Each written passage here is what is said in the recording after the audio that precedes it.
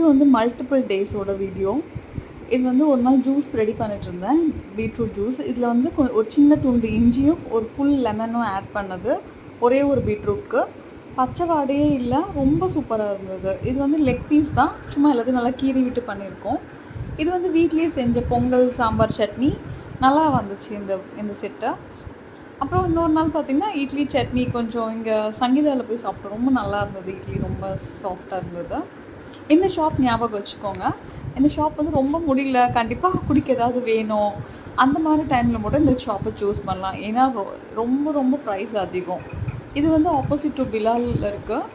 இது தெரியுதில்ல உங்களுக்கு, இக்கின் பாதம்ஸ். சும்மா இங்கே புக்ஸ் வாங்க போயிருந்தோம். இது வந்துட்டு எங்களுக்கு பார்த்திங்கன்னா இந்த ஆம்பூர் பிரியாணி ரொம்ப சட்டிலாக இருந்தது டேஸ்ட்டு. இது வந்து இளநீர் பாயாசம், அது வந்து பிரெட் ஹல்வா. இந்த புக்ஸ்லாம் நான் வாங்கிட்டு வந்தேன் வீட்டுக்கு.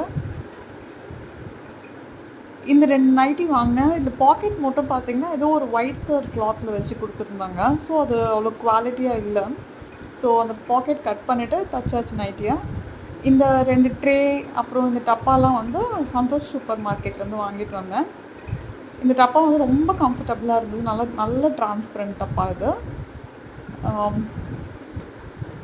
இந்த கடாய் வந்து எதுக்குன்னா, இந்த லெஃப்ட் ஓவர் ஐட்டம்ஸ்லாம் இருக்கும்ல, சட்டுன்னு அது கொஞ்சமாக இருக்க ஐட்டம்ஸை வந்து சூடு பண்ணுறதுக்கு வந்து இதே மாடல் என்கிட்ட பெரிய கடாய் இருக்குது.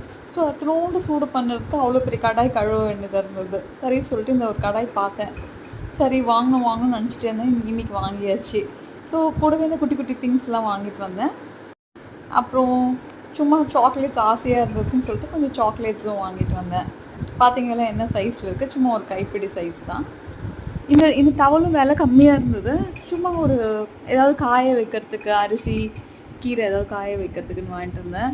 நல்லா இருந்தது இது வந்து இட்லி வேக வச்சதுக்கப்புறம் தண்ணி வேஸ்ட்டாக போகுதுன்னு சொல்லிட்டு அதுலேயே சக்கரவள்ளி கிழங்கு போட்டு வேக வச்சுட்டேன்.